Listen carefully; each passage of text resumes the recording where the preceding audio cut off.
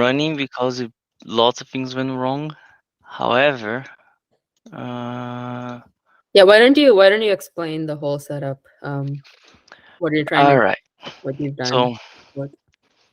what is Kubeflow, right? So, Kubeflow, Metaflow, Airflow, right, is just a toolkit for you to develop machine learning DAGs, right? Direct acyclic graphs, pipelines, deploying like inference points and a bunch of other stuff. The point is, Metaflow uses Python and is built on top of AWS, so we had the vendor lock. Airflow is hard and also is built on Python, and is not completely open source. Is well, it is, but it's a little complicated.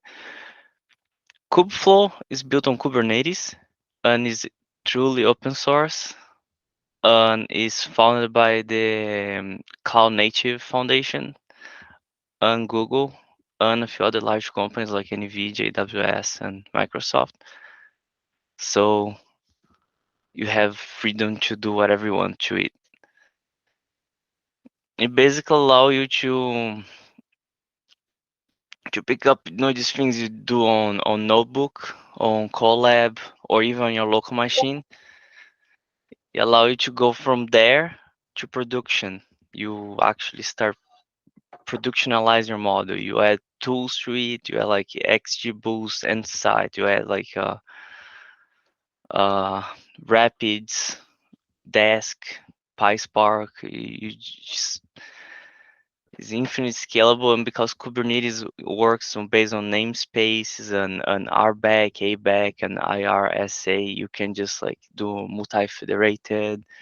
You can you just can add a team of 100 people and still have control and have all the development stages like the research, the dev, and the production. Because machine learning, you for production is like, I don't know if you guys realize, but when you train it, it's not a single shot. It doesn't work the first time.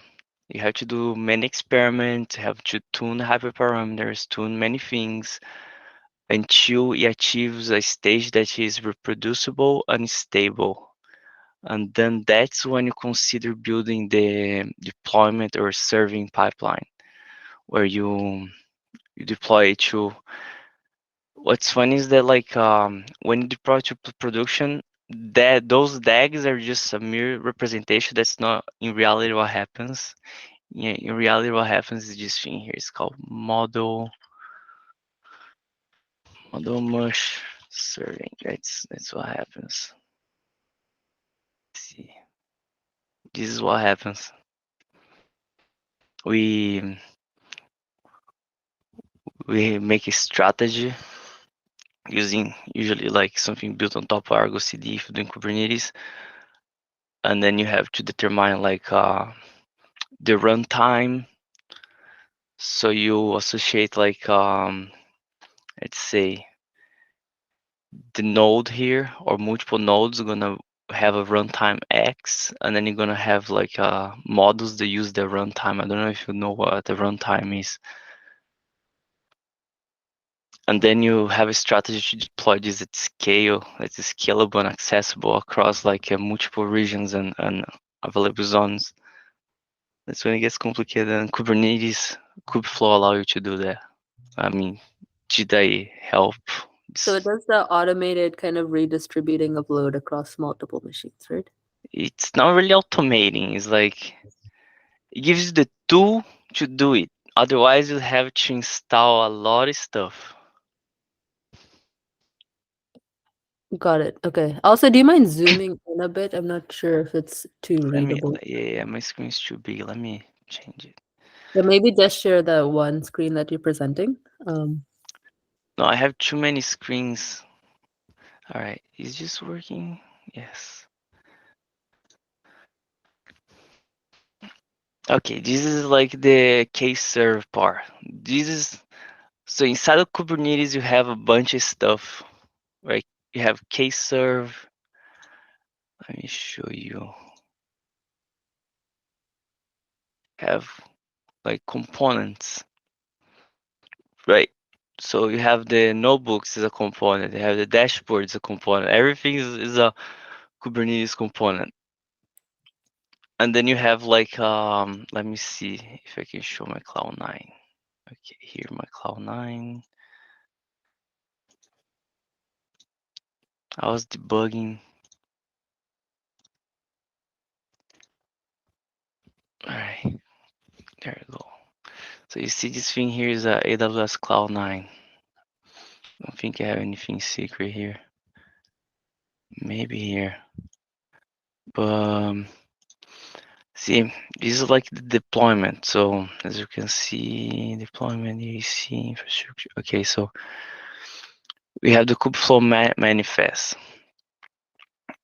And then this is where I put the Helm charts. And every single little thing here is one different little thing. that has lots of Helm charts and customize and allow. It's just a different component. And I have more here.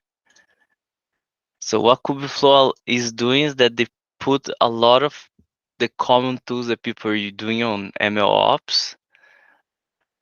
A bunch of people came together in agreement what were the most important tools, and then just added all the important tools and developed tools on the top and orchestrated them inside this thing called Kubeflow. So Kubeflow is like the fine selection. I don't know, like it's like of all the good stuff to deploy things. And then this case here is the AWS Labs one, which has things for using SageMaker, ACK, Bootstrap, and Terraform scripts, like these things Terraform to deploy on AWS. Wait, Renan, maybe you can explain some of those terms first, like what is Terraform and All what right, is so actually the Terraform, overall structure of this repo. Um, the, the structure right now is just madness. yeah, I mean, But yeah, maybe just give us a little bit more of that perspective of okay, Terraform is infrastructure as a code. Okay, so on DevOps, we don't go on the dashboard like this. I could go here and go clicking stuff, right? And that doesn't work that way, right? That would be that would be cool if you're doing like one baby application, maybe just one virtual machine and stuff like that. But when you go to things like this that has like hundreds of services and things, dependencies and things going on like here, like I'm deploying like 10 virtual machines here. It's five, and I could like have hundreds of machines. When you start having to orchestrate that, you have to do something called infrastructure, it's called EAC. And Terraform is an open source project by HashiCorp that allows you to code your infrastructure in declarative language and manage it. It is not perfect. That's why we have also other languages like CloudFormation, CDK. Well, CloudFormation CDK is for AWS. For Azure, we have Bicep, and there's another one I forgot the name. And Google also has their own. But Terraform is open source and works with all of them.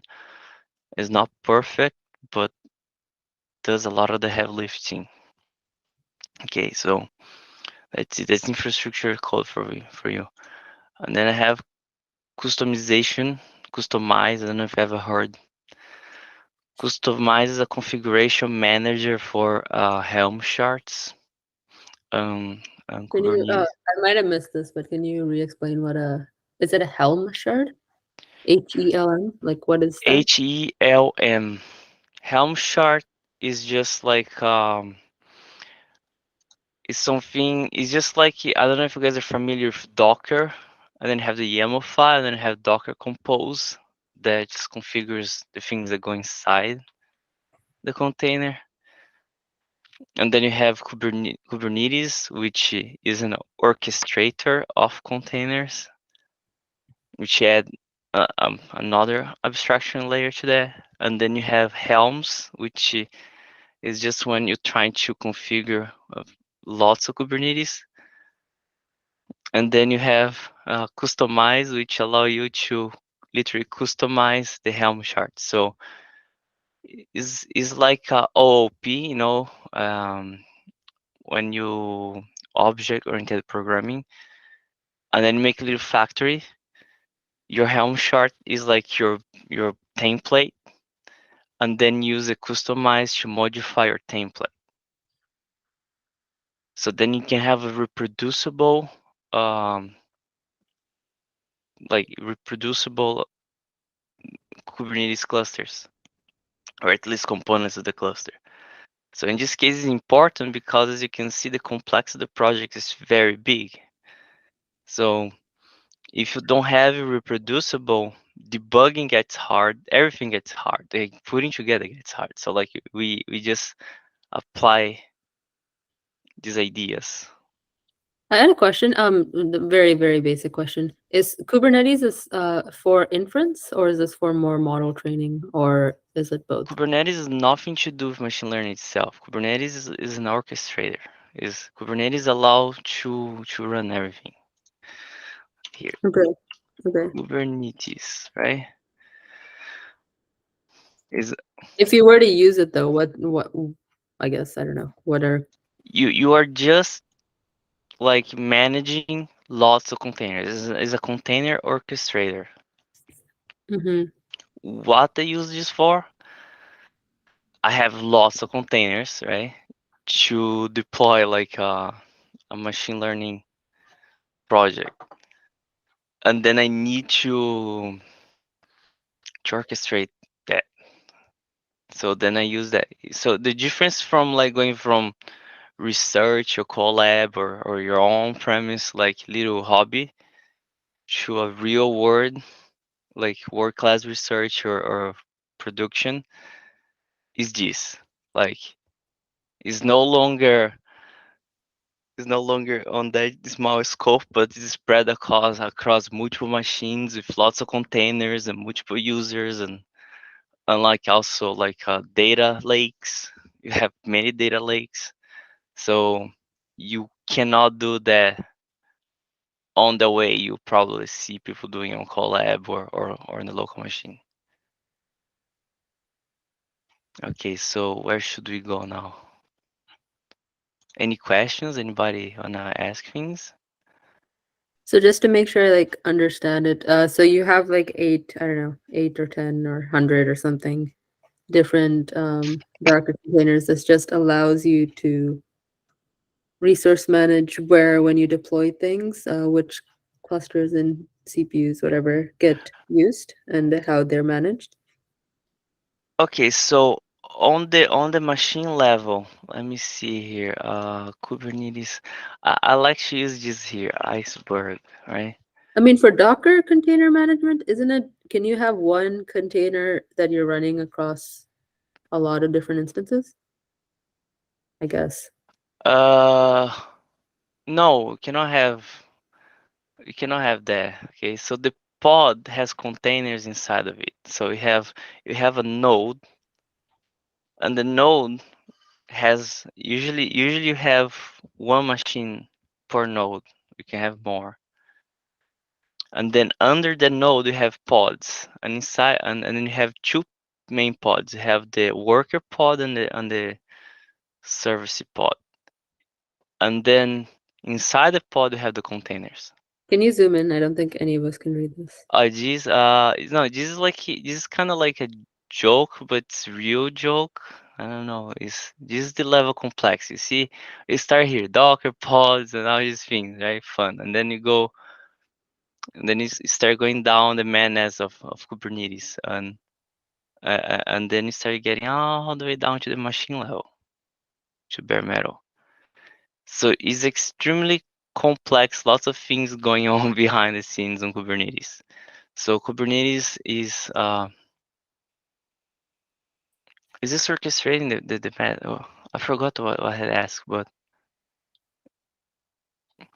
all right. Somebody, Ciaran was going to make a question. Hey, Renat, thanks. Hi. Uh, uh, and also, thanks for giving the talk. It's really interesting. So there's a couple of things. What happens inside the containers? Like I understand that Kubernetes is orchestrating the deployment of the containers so that it's a coherent management of the system. But like, what is each container doing? Like, if they're not doing anything, it can be pointless. Like, do you have your model in there that's going to have an endpoint for like clients, or what's happening inside those Yeah, containers? that's a great question. Okay, so the thing is, the containers don't talk to the external world. Okay, so yes, they kind of have an endpoint, but like the network happens between each container. So when you have a DAG, how can I draw this? Let me. Anyway, you have the DAG. You know what a DAG is. You start somewhere and you go towards an end. So then let's say you have like three different models on your application. You're gonna you're gonna go into the first model and do a task, right? And then that task is a container. And then that task gonna pass to the next container, into the next container. And each container is doing one little chunk of the thing.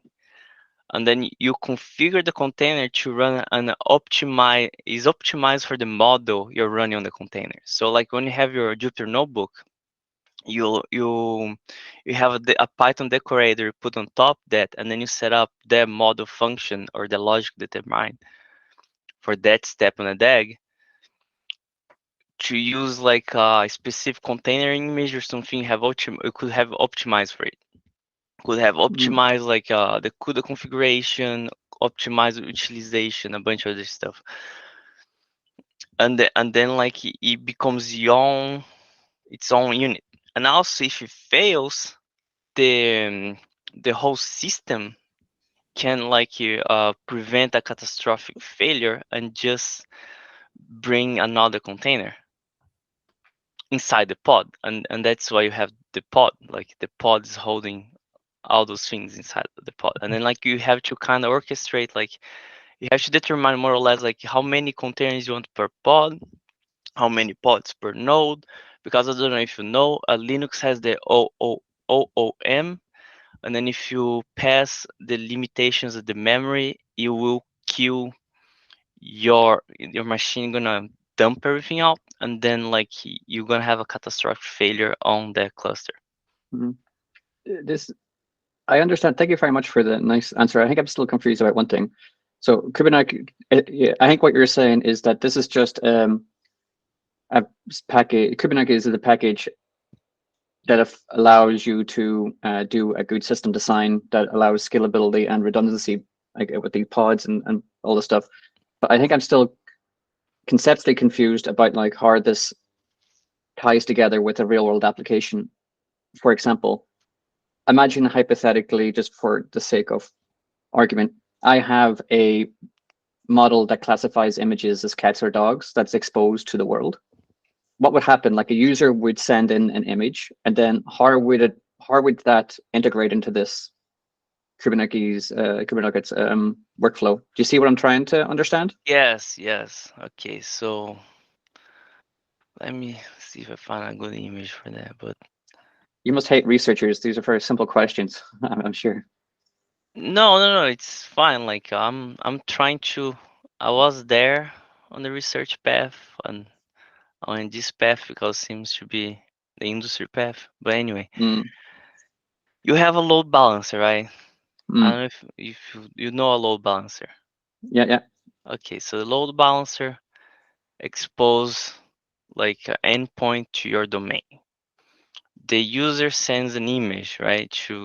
And the image goes to the load balance. The load balancer gonna determine the request and where the request should go, and you determine if the request is valid by authenticating it, if the user exists or not, and a bunch of other stuff. And then you send to the internal VPC, which the client do not have access. And the internal VPC is where you have the Kubernetes like ecosystem. And then Kubernetes have their own load balancer, which will pick up the image and then will throw the image on the appropriate pipeline. And the pipeline is like when you have these multiple containers and nodes. So you pick the image and I'm gonna run the pipeline and determine your model. Let's say you have you're doing like image panoptical segmentation, right? There might be a logic you wanna apply filters, maybe you wanna reduce like resolution. You're gonna do a little ETL, some massaging on the data, and then you're gonna feed that on the model itself that you coded on the Jupyter or Colab. And then there will be its own container. Like every single step is its own container. And then you're gonna be moving one by one, and then like on the end, you're gonna serve it to the load balancer which has the endpoint, and they will send back to the client with the authentication stuff. The real world applications that like you cannot do that like by just doing like one container at a time, or just like make a Flask API like Hugging Face endpoints or even SageMaker endpoints that don't allow you to do this. Like you don't scale. You have a limitation. You can only take so many pictures, like queries per minute or per second. You can't scale in. That means scale down. You cannot scale up. You you lose like latency.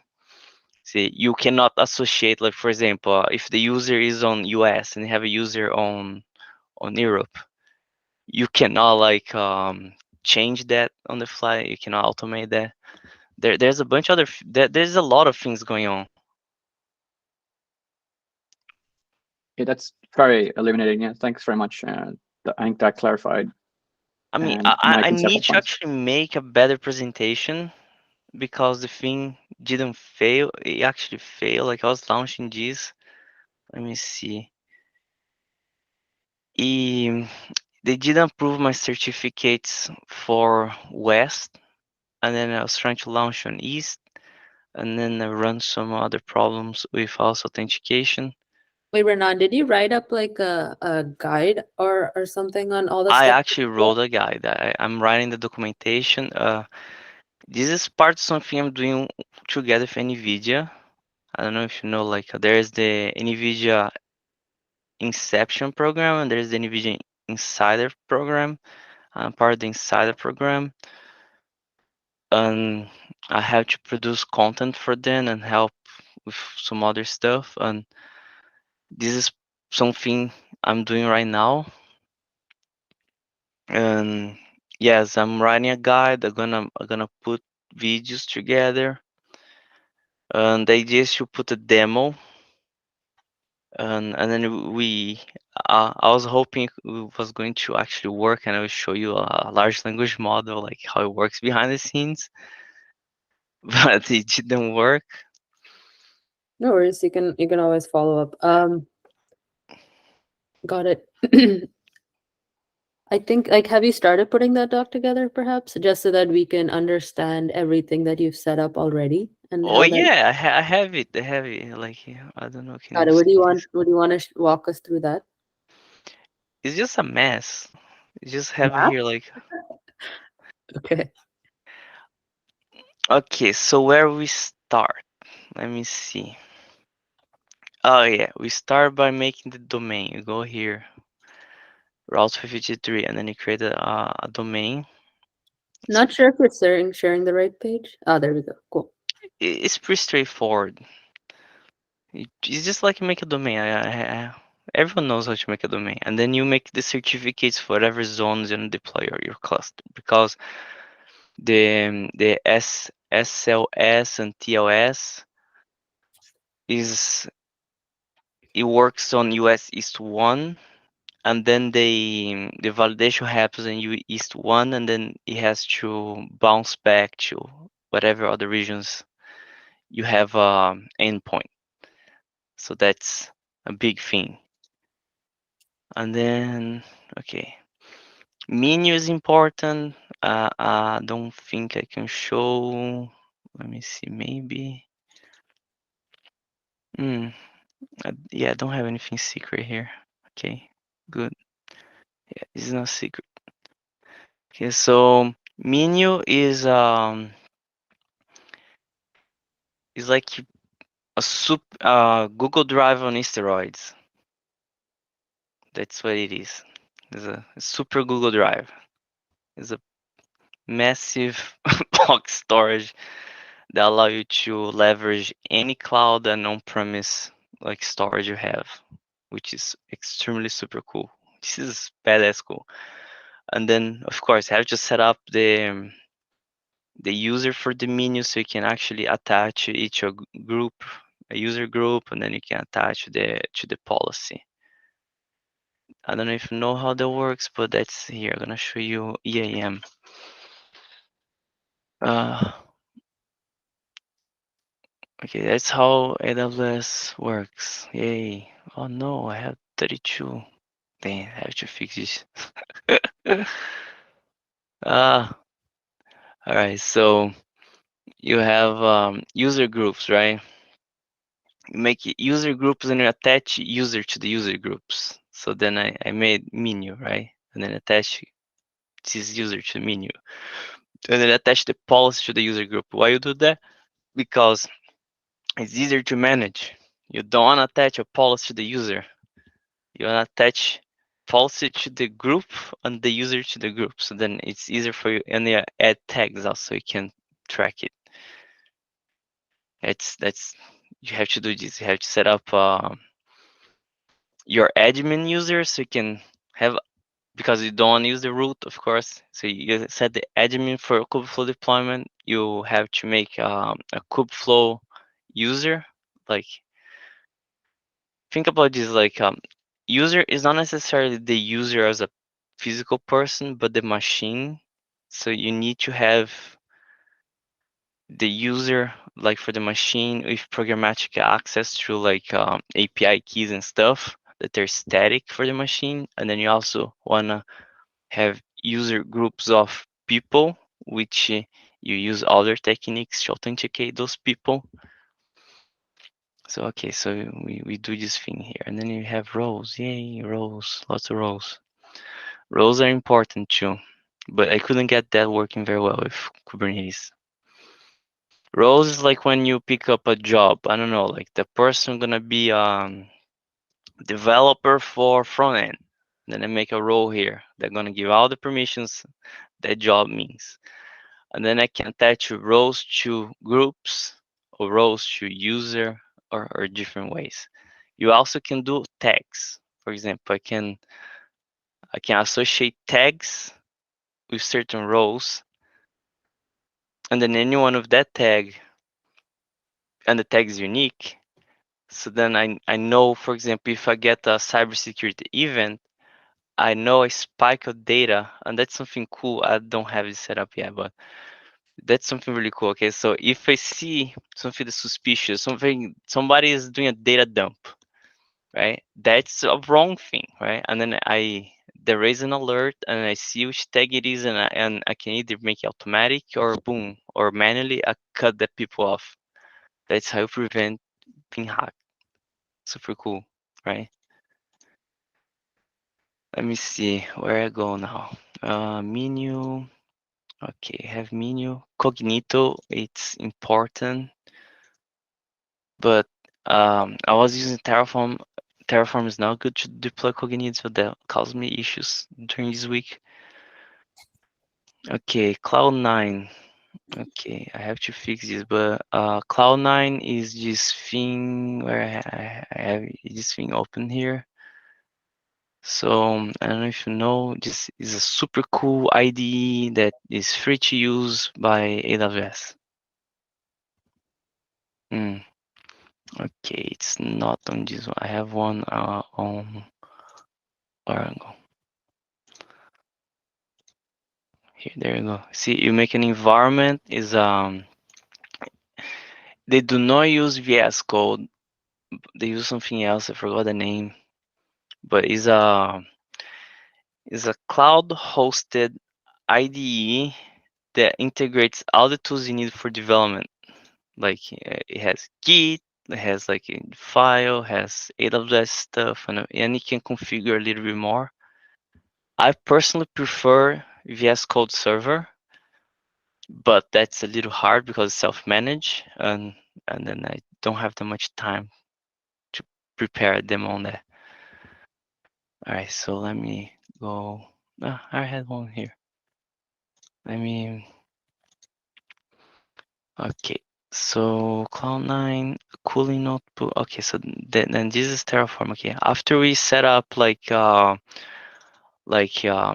SSO for users, and we set up like the menu and the user groups and the domain and the certificates and a few other things. We start setting up like Docker. We have to set up Docker locally. In this case, you can launch the Terraform either from Cloud9 or from a Docker Ubuntu locally on your machine, and you can just like tunnel it to the cloud. But it's very important to set up Docker desktop, and you have also your development environment for you running your tools. Like for example, like if you're doing like NVIDIA TensorRT or Triton server stuff, I highly recommend you do not try to edit or develop those on the cloud. You have to develop those locally. It's cheaper and easier. And then you develop it locally, develop the image, the you just customize the image locally and all this stuff, and then you push it to like the container registry on your public cloud of preference. And then from there on you deploy. Okay, let me go to. There's so many things to deploy. Okay, so I have you set up Terraform. Terraform has lots of GitOps stuff. Okay, so for example, from here, right, you have all these things that I deploy, right? You have so when I run Terraform init and plan, it creates called a terraform.tf state. State contains the state of your deployment of the entirety of your infrastructure. So you don't want to keep that locally. So what you do is that you create like what's called like a Terraform remote. You store it on S3 as is an artifact. So then that's a secure development and also allow you to do other things. You also do that with Flow, which is a GitOps tool that use based on Argo CD uses it. Also, GitOps is now GitHub doing the GitHub stuff. GitOps is more, way more than that. For example, this project here, you have this upstream is a repo, and this repo inside another repo. So now I have repos of repos, like I have submodules. So GitOps allow you to manage really complicated like GitHub operations with infrastructure as code because you still need to retain the state of your infrastructure. So it's not like you only have your GitHub, but you also have the state of the infrastructure, and then you have just like a truth, like they have to compare between each other, and then you see what's going on, and then you have just ground truth. Like, all right, so once you set up all this menace, we go to Renan, hey. um, is it the statement? Is it a true statement that one person would be expected to do all of this, or is this something a team would manage as a whole? Because there seems to be a multitude of moving parts here. Well, I'm not the normal person. Let's say in industry, what the like if you're actually working for a company, would one person do all this, or like our No, startup? no, it's not one person do this. Okay, so it's a team. You have the ops guy or the ops team, and then you have the machine learning engineering team, and then you have the data scientist team. You What just does have the Kubeflow documentation look like? Does it like have like 30 steps, or is there no like easy to bootstrap option? I mean, if you can make something like you did here, you can make a make file. Like just a make file, then you just bootstrap things. But there's no easy to do. It's just that's this that's the thing. Okay, when you go from easy stuff to professional stuff, there is no easy way. You have to like same thing for machine learning engineer. Okay, so you guys, I don't know if you guys know, but on production, the mod you have like on the collab, in reality, we don't touch that. We write a config file to change very little things that we deem during the development process necessary to change, and then you just automate the whole thing. You don't wanna touch your model, and then you wanna make it reproducible. So you make a config file that's gonna work. So then you can have 4 experiments running at the same time, but the only thing changes the config file. Okay, let me go here. Okay, Terraform. Yeah, it's a team of people. Okay, but I'm not a normal person. So let me find. Okay, and then you go here. I think I put most of the workflow here. So you have well, create the AM, the SSO, the domain, set up here, create a subdomain, certificates.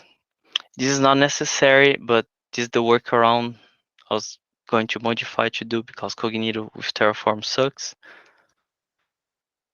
And Kubernetes using Ingress. Ingress is like how it manages like certificates and user namespace and IRSA, an ABAC, an RBAC.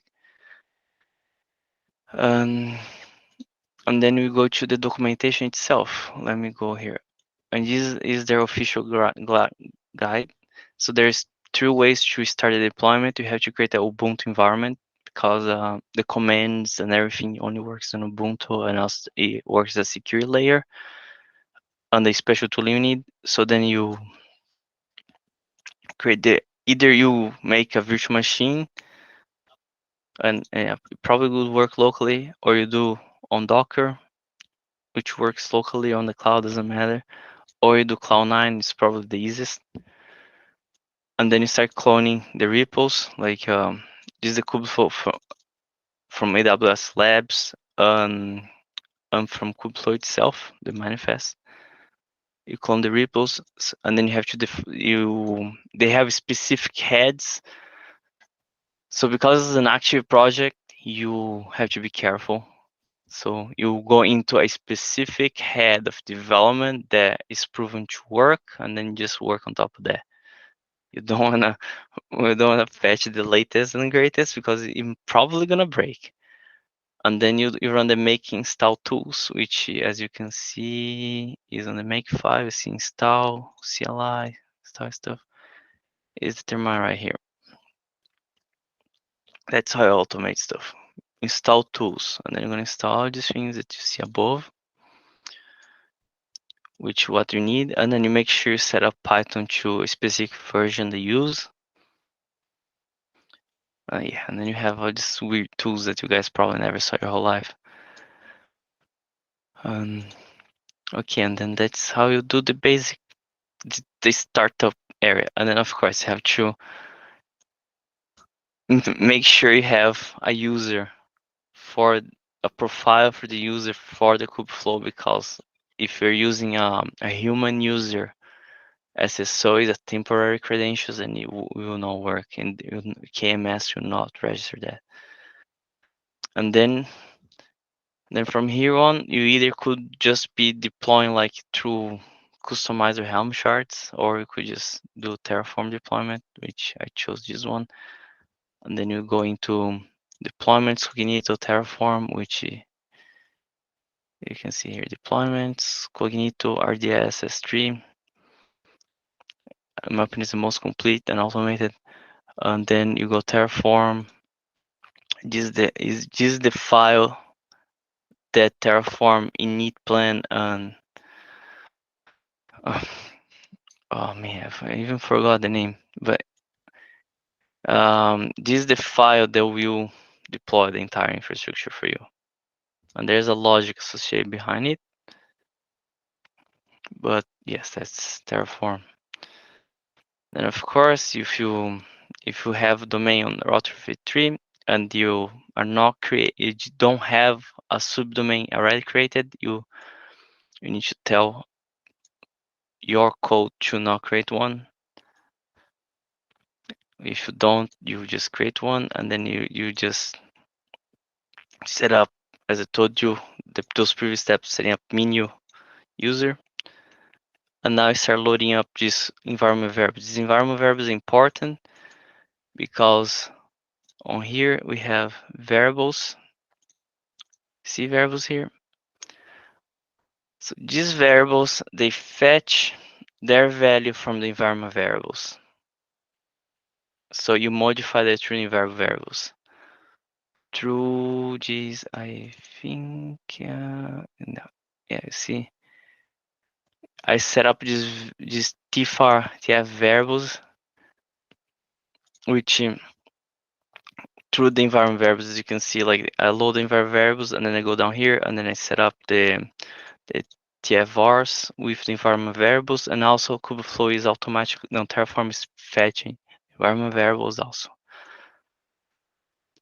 And then you just do Terraform init plan, which are the basic steps for you to create your TF state and validating your Terraform files. And then you do make deploy, which is located inside here. Is just make file again, automating the deployment. So you do make deploy. We run all these little steps. So init is Terraform init, and then you have VPC here, which will create like your network.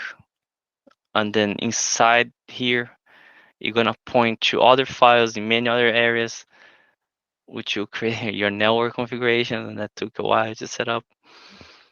And then you have a cluster, which will launch you like your AKS cluster. In this case, is manage, and they will launch the instances, the machines, the load balancer, and lots of things associated to the cluster. And then this is using the blueprints. No, you're not using the cluster.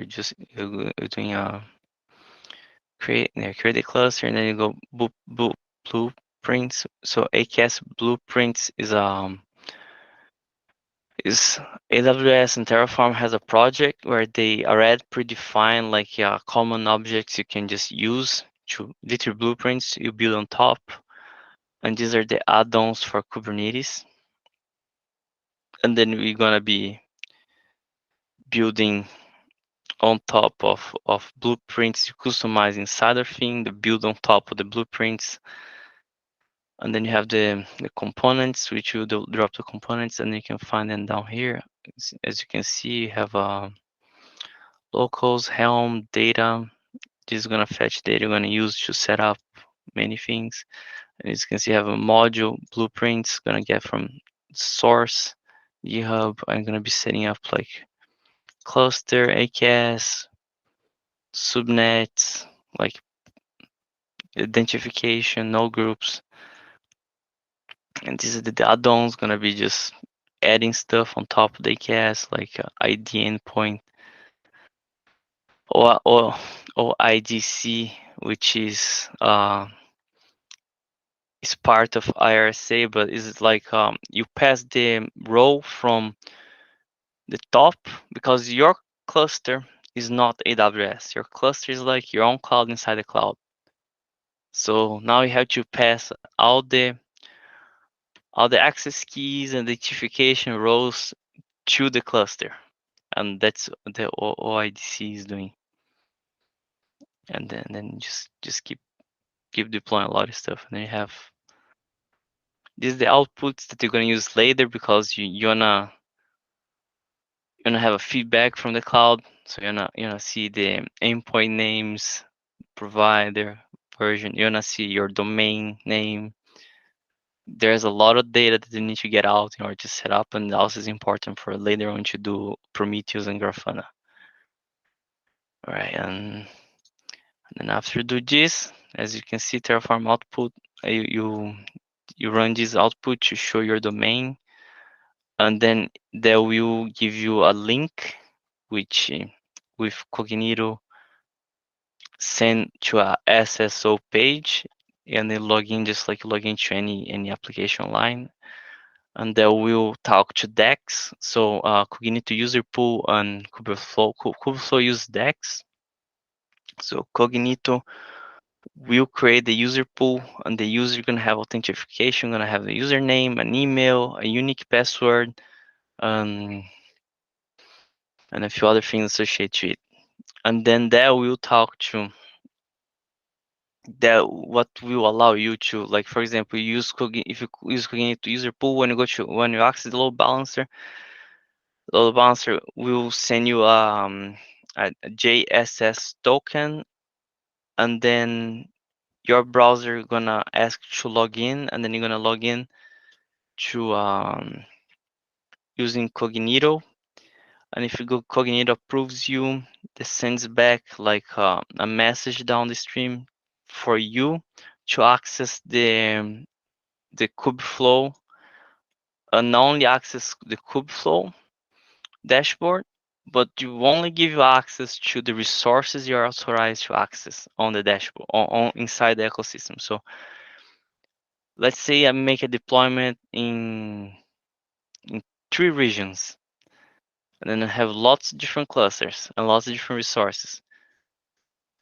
I set what you can access to. So then, like when you access through Cognito, if you are only associated to North Virginia, you can only see the resources under the namespace that is on North Virginia, and within the namespace, it can even restrict you more. So you can, like say, access only G4 instances, but not access the P4 ones, or I can have like available zones also, or I can have like inside that I could have like a dev, and a prod, and I can give you only. That's how you restrict access. Anyway, and then boom, that's how the magic happens. I know it's a lot. I speak a lot. Oh God. And how common is Kubernetes in like market share compared to some of the other softwares you talked about? Like, does everybody basically use this? Because I've heard about it a lot, or maybe more people using Apache Spark, I think you mentioned. They use other softwares, but this is one of the big ones. And everything that has an API, a microservice, uses Kubernetes. So you can't really get away with this. And yes, either you run a managed service from a cloud provider that removes abstraction, or you run yourself. Hey, but the thing is, the cloud providers managed services are not on pair, and you cannot run any of the cool stuff. They are years behind. See, that's impressive, right? Like how crazy, right? Like open source community is so way ahead. But yeah, so you cannot run these large language models like without a flow tool. Like cannot run without Metaflow or Kubeflow. You could try using Airflow, but Airflow is too hard. See, so basically you're stuck with some flow tool.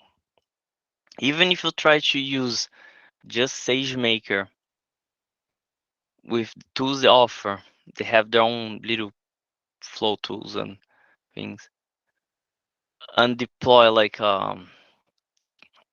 large language model, you're gonna be limited to the container images they offer, the runtimes they support, and a few other things that will limit you a lot.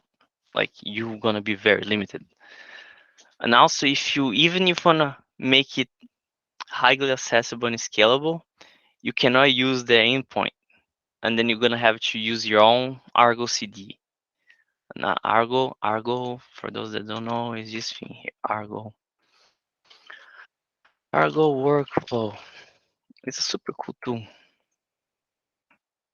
This thing here, is I don't know, dude, it just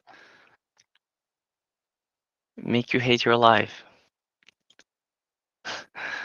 But yeah, you kind of are limited. People that do microservices use this a lot, especially Kubernetes is better for microservices because like allow you to kind of have more freedom, customization, and scale. But then that's only for large companies. That doesn't really matter if you're starting. Kubeflow is great for you if you're a researcher because like I don't know if you guys realize it's becoming very competitive to do research, especially when things get big like 20 billion parameters or more. So either like I mean there's no other way. You kind of have to start using these tools because then like things start getting too big. But yeah, like do you guys have more questions? Like I can show more stuff. I wanna make the thing run. I think perhaps it'd be okay. How long do you think it would take for one person to set this up and run it? Could we do? I think that was what like this was helpful, but do you think we could also do that? Is just have We can do as all. a group and I can guide you guys. But What did you have in mind? Did you have in mind that you would do kind of all the orchestration and we would just have individual pods, or would we all kind of set up the entire thing on our own? no, not your no, of course not. First of all, I'm making the I'm making the tutorials, putting together like a documentation stuff to kind of help a person that doesn't understand any of these things I just talked to get it running, right? I was going to do that. So then you could have the choice of doing it on your own. But most importantly, I think we as a group we could leverage that I have some DevOps experience and then you could get even more. I know more DevOps people, maybe have more DevOps people on the group. And then you can just organize ourselves to actually make a project that's more like bigger than just using collab or the APIs. We could actually do a serious project. We could do our own, our own thing. Got it. So that like I don't know, a project that you need this for is something that you can't really run on a GPU and you kind of need more resource management and you have a lot of traffic, right? Yeah, because look here, we have lots of people here. I assume lots of people here they are or they have been through school already, grad school. They might be data analysts, data scientists, and some even machine learning engineers or machine learning engineers in training. So I think we could leverage our power as a group to make open source projects using like what the industry uses.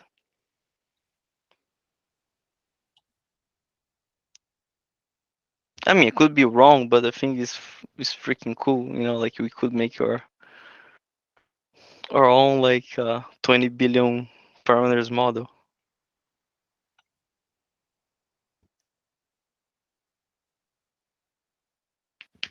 What do you Okay, guys think? I think we might need a follow-up. I don't think I have a better idea than when I started, but I couldn't reproduce any of it. So maybe we can just maybe like I guess all of us. I mean, I'll probably read up some more on my own. Maybe I just didn't have enough background coming into this as well. But um, yeah, maybe I think it'd be better if we actually worked through setting up a pipeline. Then that might be a better way for everyone to feel good. Yes, I wanna show how like see that's the thing. This is the ops part. This is the part that people from academia like don't see, don't understand, and is their nightmare. They all hate, right?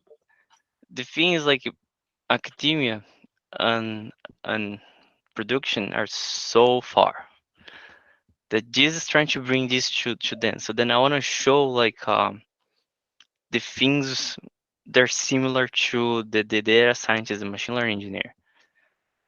I don't want to show this. I want to remove all these abstractions so it gets easier for people to do. Like for example, I could run like I have access to not this one. Let me see. I have access here on Oregon. I have limits, right?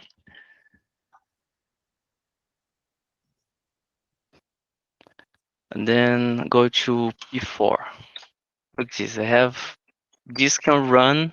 I don't know if you know. This can run this one here. These prices are not actually correct.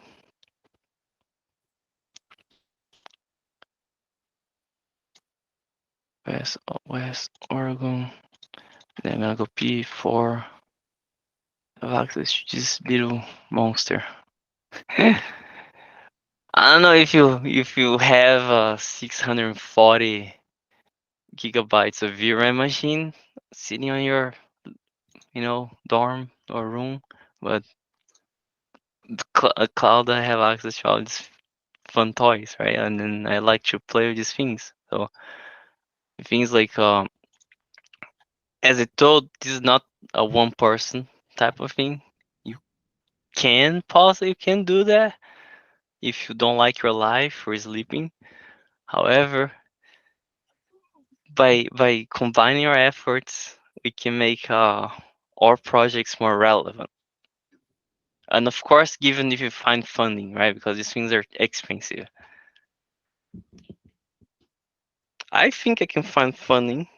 I mean, it's fairly easy to find investors. Oh, I think we can ask MLC. They will give us some resources if we want to just try it out. I mean, honestly, this can take us to the next level. We can just like make anything anyone is doing on a state of the art. We can literally run like we have infinite compute power here.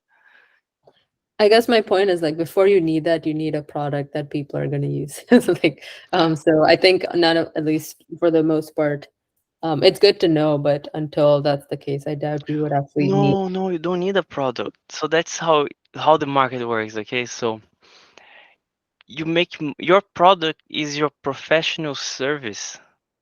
You can sell consulting or what you guys do. You can sell at $150 per hour on the project, and it takes roughly a month to do a project. See, that's how you make money. You're selling professional service, and in order to sell professional service, you need to show you're relevant with the industry practices. All right. How about we first just follow up on this meeting, maybe in a week or two, such that all of us can kind of run through this entire flow and kind of feel like we could explain the process. No, I don't think you guys should learn all these things of DevOps. I just want to expose the things you're used to. Maybe you're used to just like data lakes and database and ETL. Then you just use those tools. Or you just wanna do like the machine learning part. See, so then I expose just those little parts. You don't need to actually understand or know every single thing about DevOps. That's the whole point. We are team, right? We all help each other and make a true open source project. Okay. What are others' thoughts? I think we're also at time, so maybe we should just. Yeah, we should focus on the project. And yeah, I'm sorry I couldn't deploy today. Oh man, it's so sad. I was so happy. We can follow up. Don't worry. Okay. Does anyone else have any questions or things they want to see on this topic? I want to let people go, but I'm just a bit confused why you would need something like this for an LLM. Is there a quick answer for that, Renan? Well, have you tried to run like 32 GPUs together? No. There you go. Okay. It only gets harder. Are you saying for training the transformer on the large data set, you need 32 GPUs? Is that the statement? Or for inference, you need 32 GPUs? No, for inference, you need 8. Okay. Okay. For inference, you need 8, but to train, you need way more. And there's a lot of other complexities that happen behind the scenes, and also you have to have tools for the data. Okay, data is very important, so you have to do. Then now imagine like the amount of data is unbelievable. The amount of data they use to train these models. So then, how how you gonna like you need compute power to process the data. That's why you have Dask, and then you even have like Spark. You need clusters. You actually need clusters to be able to run operation on the data for to feature engineering or cleaning or even creating test data sets or approach to your problem. You actually have a problem because then you have terabytes, even petabytes. That's ridiculous. Like if and then you run into another problem. Like imagine if you don't have a tool to process the amount of data, one single operation like you do on pandas, you could do a simple operation to I don't know to feature engineer something that would work on pandas. But then for that scale, you would crash the machine or something worse, or even if you didn't crash the machine, if you have a cluster, for example, CPU cluster with Dask, it could take like a whole hour to do one single operation. So like that's the problem. That's why you need tools like this. There's so many little parts. They're big and hard and complex, and then you need to manage like resources at this large scale. Perfect. Thanks. That was very clear. Yeah, but I wanna help. Like if you wanna learn, like you can DM me. I can help you. I can show you. I don't know your time zone. I bounce about. I was in Europe time. Now I'm in PDD time. But yeah, no, thanks very much for the offer of help. I'll ping you if anything ever comes up. I really appreciate that. Yeah, I think this is very important because when you go to school, they don't teach you these things. They don't show you like like like how to make the magic happen. And then like it's very hard to get a job on this field, even though the education is available for everyone. So I think this is a great start. Given like the hype, it's unbelievable the amount of entrepreneurs and investors trying to make a machine learning project, and then they realize that like either you do it too small, and then you don't have the impact they wanted, or they use an API which they don't have ownership, and then you have this beautiful tool here that's open source but it's super hard to use. See that because like not many people is talking about it and not many people is putting their time to teach. I think like if like I teach one person or two people and each people teach two people, we can actually like grow. Cool. Okay, so I think we are at time. So let's maybe Renan, we can try to think about what would be a useful follow-up for everyone so that we feel like we have kind of reached a baseline Yeah, level. and yeah, I'm sorry for using your time of you all. What I hope today is that I was going to get the ACM, I was going to deploy on the West, and then you all could log in on the notebook and play with it as much as you wanted for a whole hour. Infinite GPU. Cool. Yeah, we can follow up on that. I mean, don't worry about it today. It's not a problem. I think there's plenty that you covered anyway, and most of us just needed some background. So don't worry about that. We can find a time maybe in the upcoming weeks, maybe after or before a presentation if you want to do that. Let me know when it's ready and running. I might post a link and try to do dry runs. And if somebody wanna DM me, I can make a list, like a mail list, and then I can invite you to test. I Okay, mean, cool. do you Sounds good. guys want to test it? Yeah, I'd be happy to. Yeah, I appreciate for listening. And where should we meet for the projects? Let's join the Google Meet for that specifically. All right. Cool. Awesome. Thank you guys. Yeah, and feel free to post in the channel if there are other things you want to see on this so that we can try to follow up. And thanks so much, Renan. I know it looks like you put in a ton of work into this.